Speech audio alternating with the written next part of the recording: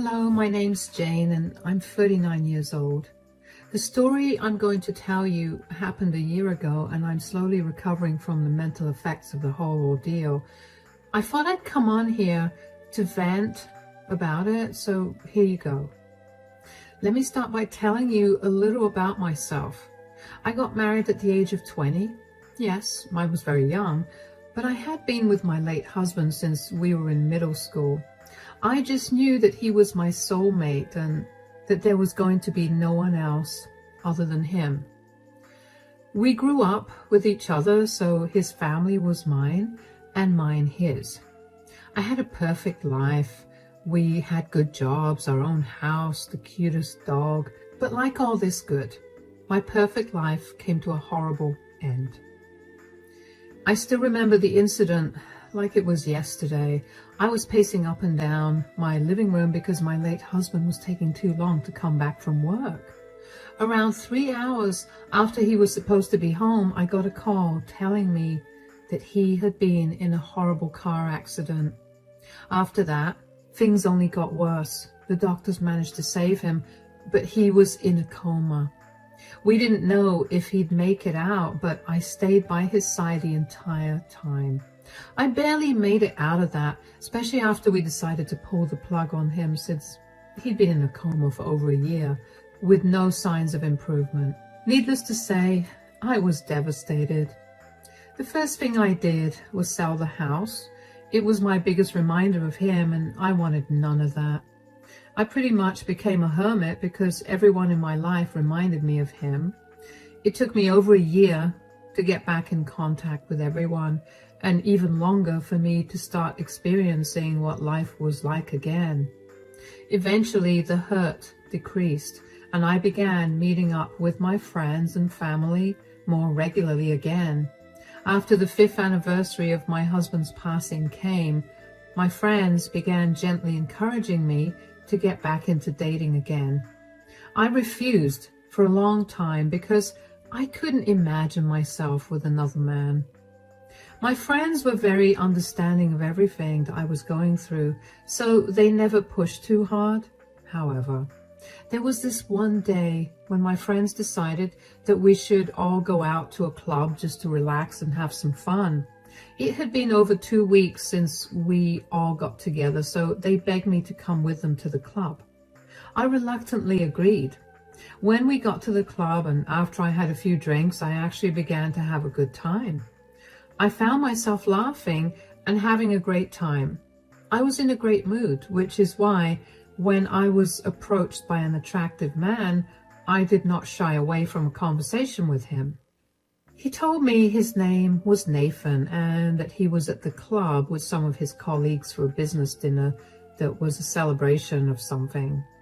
We ended up spending the rest of the night talking and enjoying each other's company, and at the end of the night, we exchanged phone numbers. Nathan and I texted each other throughout the next few days and eventually decided to meet up at a small bistro for lunch to get to know each other better.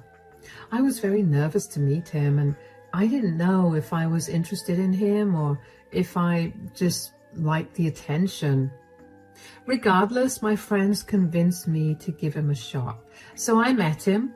Nathan was already sitting at a table when I got there, so we greeted each other and sat down. It was a little awkward until Nathan broke the silence by asking me why I was single.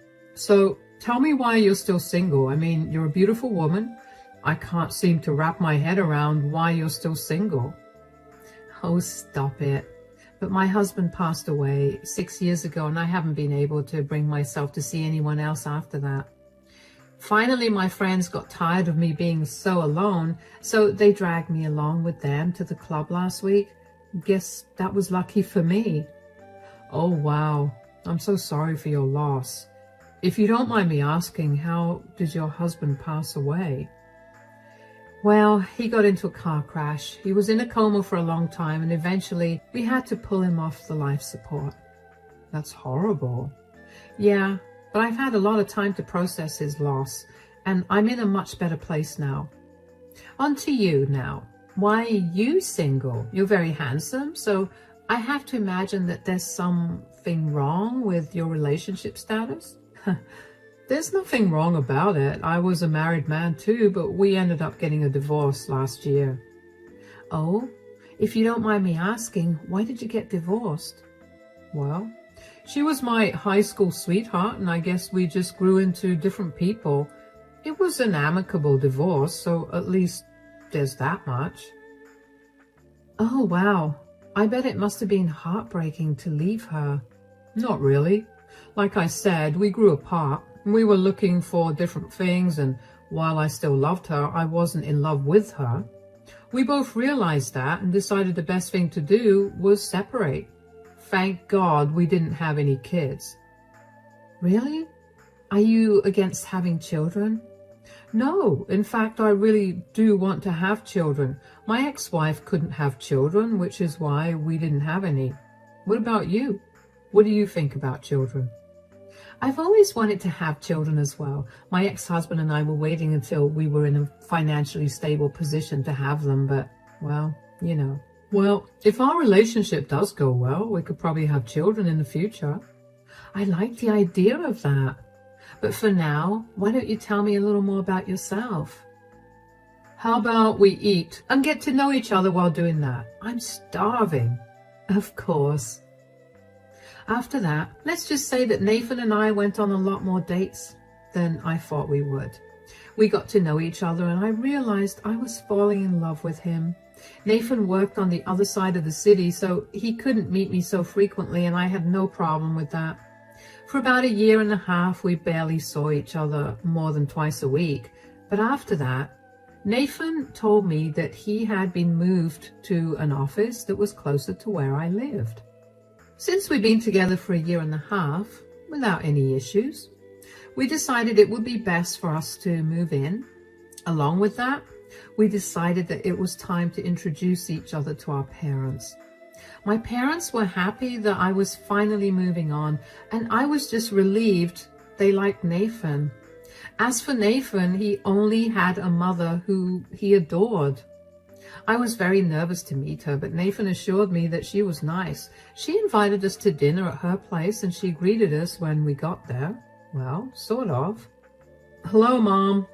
Hi, sweetie. How are you? I'm great. This is my girlfriend, Jane. Hello. It's such a pleasure to meet you. Anyway, why don't you come in, son? Why are you ignoring Jane? Do you have a problem with her? No. Why don't you two just come in? We can talk. No, you need to tell me right now if you have a problem with her. Look, I don't have a problem with her, but I just think that you can do so much better than her. Are you serious? I'm sorry, but how can you make that judgment when you don't even know me? Tell me, Jane, do you know what my son has gone through? Mom. No, I need to know. My son has gone through so much, and the last thing he needs is another relationship. I know that Nathan was married before we met, but so was I. You were? Yeah, my ex-husband passed away after a long battle with cancer, and Nathan is the first man that has made me feel good after I lost my ex. So then my son is just some rebound to you? No, God, no. I love him. I get that you're protective of him, but I don't plan to hurt him at all. Yeah, I doubt that. You've done enough. What do you mean? Mom, that's enough. Why? Am I not allowed to speak my mind in my own house? You can, but you don't have to be so rude to Jane. I'm not being rude. I'm only trying to tell her the truth. There's no truth. You're just trying to hurt her and our relationship. This is the last thing I expected from you. Nathan, calm down, darling. No, Mom, if you want to talk to me again, you better apologize to Jane right now. Fine, whatever. I'm sorry, Jane. It's okay. I don't want you to be rude or be truthful to her again. You understand me, Mom? Sure. Let's eat so I can get to know Jane a little more. The rest of dinner was awkward, to say the least. Kayla barely looked my way, and whenever she did, she looked at me with so much disgust that I wanted to shrink into a hole and never come out again. Nathan apologized to me profusely and told me that his mother was still recovering from his divorce from his ex-wife. She took it harder than him, apparently, and while I didn't completely understand it, I chalked it up to Kayla being overly possessive of Nathan. But for the next year and a half, my relationship with Kayla never got any better. She made sure to let me know that she hated me whenever we met, either with her words or her actions. I tried my best to not let her affect me, not only because I wanted to be respectful of her, but also because I knew that Nathan loved her a lot, and the last thing I wanted to do was hurt her. Anyway, Nathan and I got engaged, and after telling my parents, we decided to tell Kayla. We went over to her house to tell her the good news. I didn't think she'd take it well, and I was right. "We wanted to tell you something important, Mom." "Yes, what is it?" "We're getting married." "No, you're not." "Excuse me?" "You heard what I said." Why are you saying no?" "Because I think that Nathan can do so much better than you." "Are you serious? This again?" "Yes, and also because I have evidence of why you should not marry her." "What are you even talking about?" "Last week, I was out with some of my friends and I happened to spot Jane on a date with another man." "What?" "I never went on a date with anyone, I swear." "Don't even try to lie. You're only sticking with Nathan because you want his money." "I don't care about his money. I would never cheat on him. I love him and I hate cheaters with a passion. That could never be me." "Mom, do you have any proof of Kayla with another man?" "No, but I know what I saw. Are you going to question your mother like this?" "You've always disliked Jane, so I need to know that what you're saying is true and not out of hatred for her." "Do you want me to call my friends so they can tell you what we saw?" "Hold on. What day last week did you see me?" "I went to meet my friends on Tuesday, and that was when I saw you." "Are you absolutely sure it was on Tuesday?" "Yes. I may be an old woman, but my memory is great." "Sure, but I'm afraid that you must have seen another woman, because on Tuesday, Jane was at home the entire day because she had a migraine." "That's a lie. I saw her.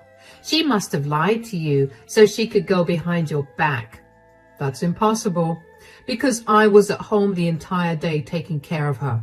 Why are you lying about something so serious? What is your problem?" "I just want what's best for you. Why can't you see that?" "So you tried to invent stories of my fiancé cheating on me? Do you know how insane you sound?" "You can't call me serious when you did." "Enough. You are not allowed to come to our wedding until you apologize to me and Jane." "It's okay, Nathan." "No, we're going to nip this in the bud. She needs to apologize. I will not let her torture you after we get married. Come on, let's go." I was beyond upset at Kayla's reaction.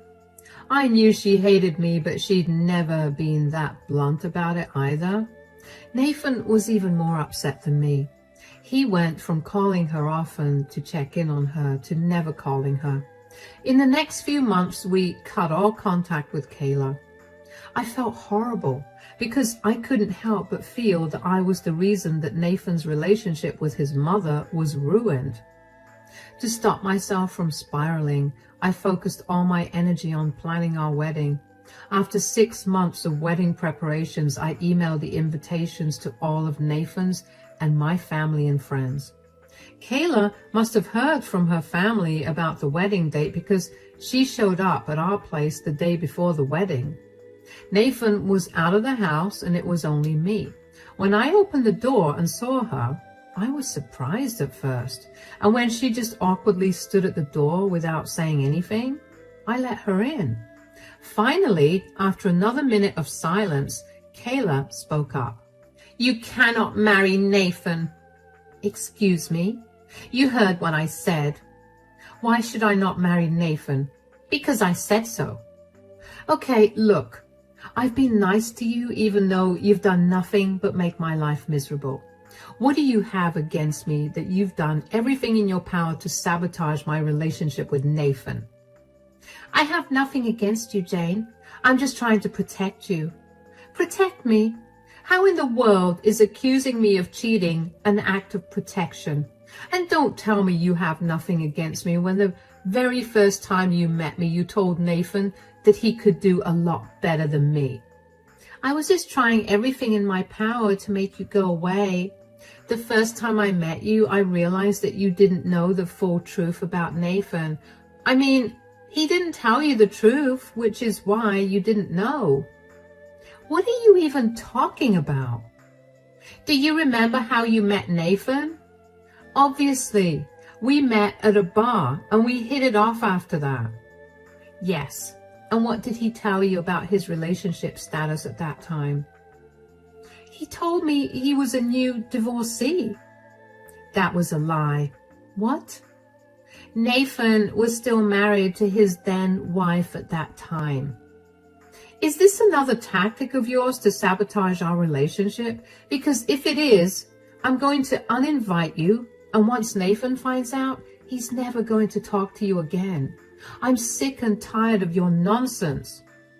No, I swear this is not a tactic. I've realized that none of my plans to get you to leave have worked, so the only way for you to leave is to tell you the truth. Here, take a look at this. What is this? These are Nathan's police reports. What? Yeah, his ex-wife found out about his affair with you, and things got really heated between them when she confronted him about it. She threatened to expose him to everyone, and Nathan lost control of his temper and laid his hands on her in a horrific manner. If I'm being truthful, she was hospitalized for a week because he broke her collarbone and practically tore her hair out. Oh my God. See? Nathan is my son, and I'm unfortunately filled with love for him. I did not speak to him for a long time after I found out what he did. Thankfully, his ex-wife didn't press any charges against him in exchange for full custody of their children and their house. Nathan had nowhere else to go, so I took him in. He has children? Yes. How could he do that? To his wife and children? How could he do that to me? He knows how much I hate cheaters. Nathan is a disgusting man, Jane. I'm sorry I tortured you, but I couldn't tell you the truth because Nathan was basically glued to you. He knew that I would try to tell you, so he never let you be alone with me. Not to mention, I was terrified that he would hurt me too, so I'm so sorry, Jane. Oh my God. This must have been so much for you to deal with. I'm sorry that I snapped at you. You were only doing your best to protect me. I'm so sorry. You don't have to apologize. Instead, why don't you help me get back at Nathan? I can't. I know you're his mother, but you shouldn't shelter him. He deserves to deal with the consequences of his actions. You're literally living in fear of his anger, and that's never a good thing. I don't know.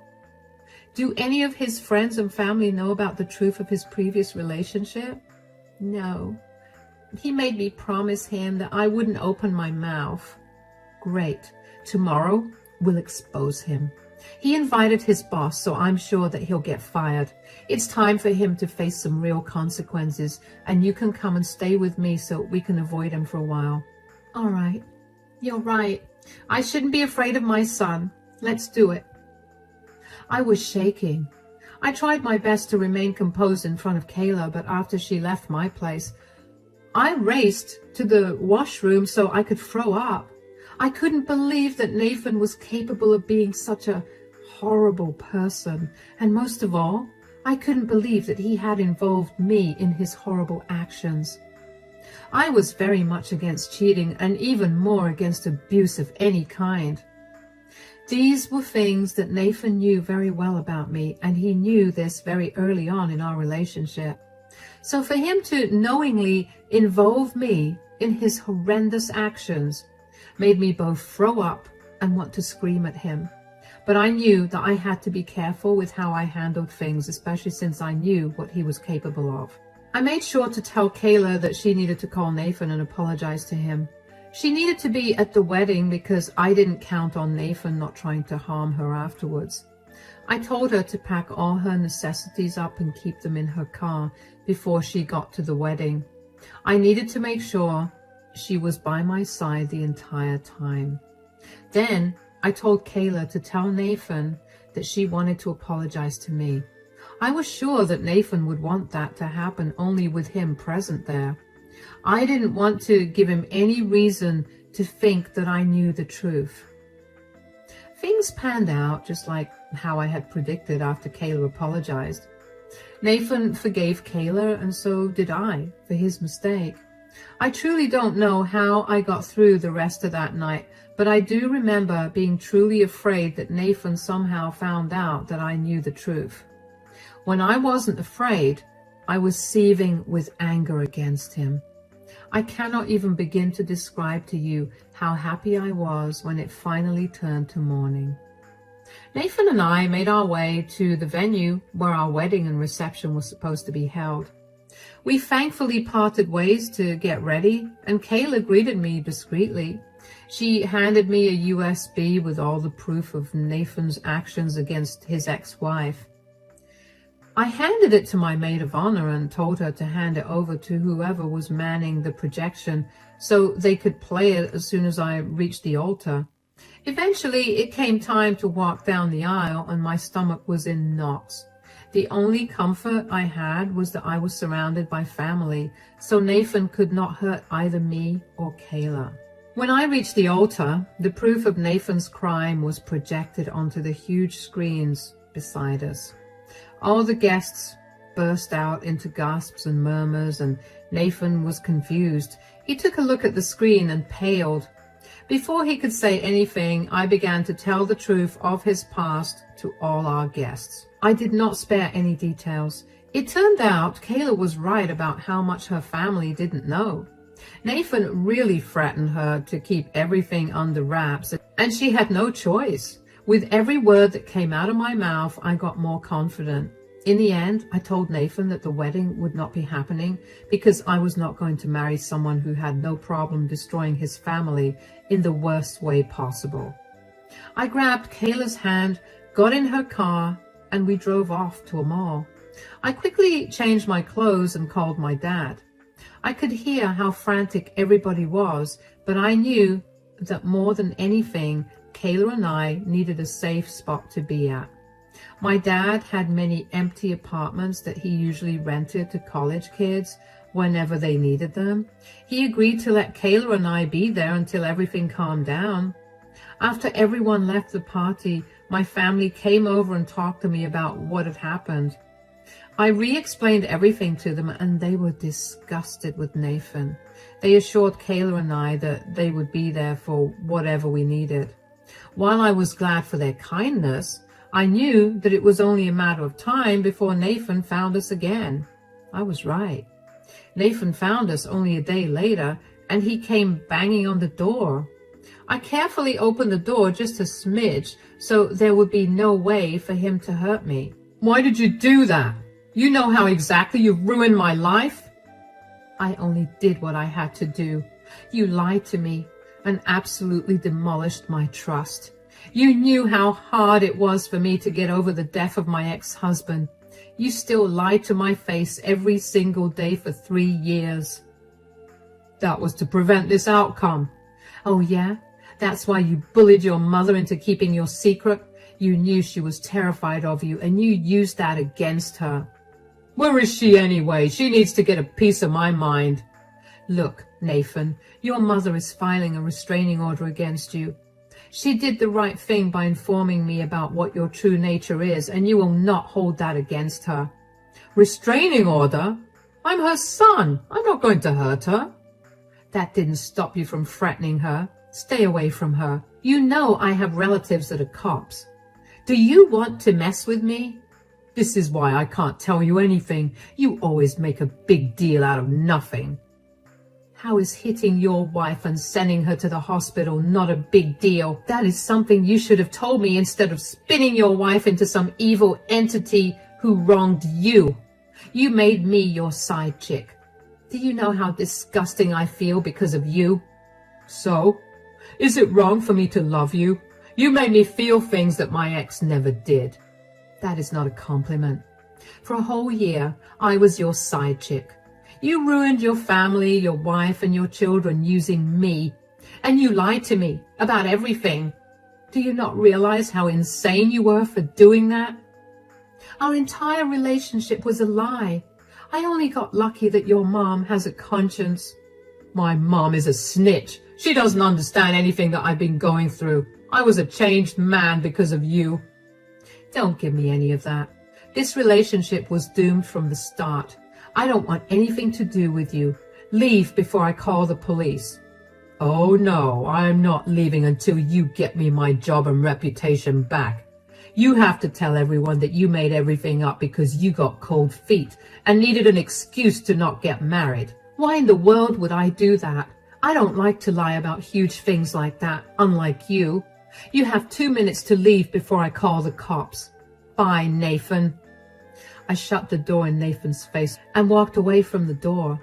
I was terrified that he would try to lay his hands on me, or at the very least, break the door down. Thankfully, he didn't do either of those things.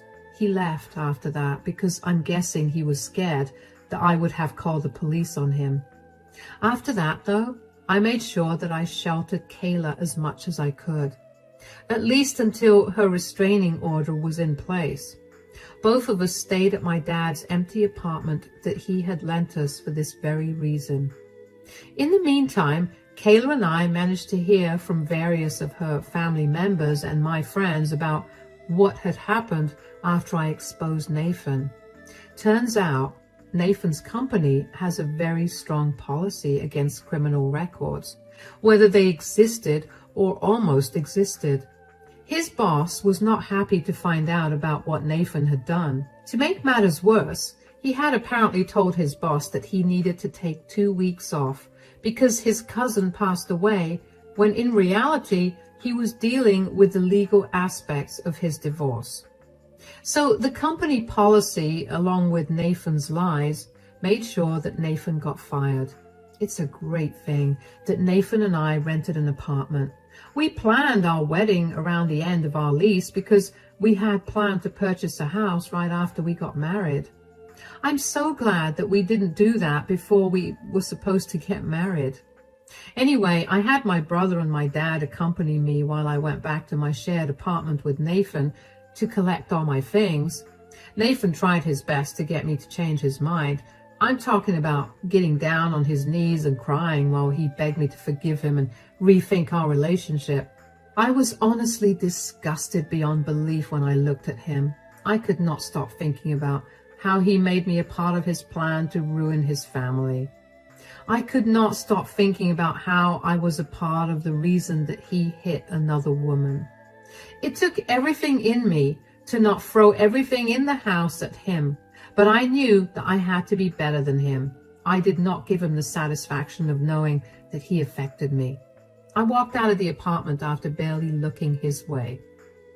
I heard that Nathan practically drank all his savings away. Even though we still had around 2.5 months on the lease of our shared apartment, he got kicked out after he failed to pay the rent after 1.5 months. He's been couch surfing at his friend's place. Well, whatever friends he's got left. He's been struggling to find a job, and last I heard, he's planning on moving to another state where nobody knows him so he can start afresh. I only hope that he doesn't trick any other woman, but I doubt that he's learned a lesson. I'm just happy that I dodged a bullet. Kayla's restraining order came through and she went back to her place. Thankfully, Nathan didn't try to reach out to her. He even blocked her number. Kayla felt horrible, but I reminded her that she had done the right thing. We've become pretty good friends now, and we've even gotten to the point where we can laugh at the way she used to treat me. Life is getting better now. I still have a huge weight of guilt lying on me, but I'm in therapy and I'm working through it. The only reason I haven't crumbled is because all of Nathan's friends and family abandoned him. He doesn't have a job anymore and he's at his lowest. I'm grateful that he got to face the consequences of his actions.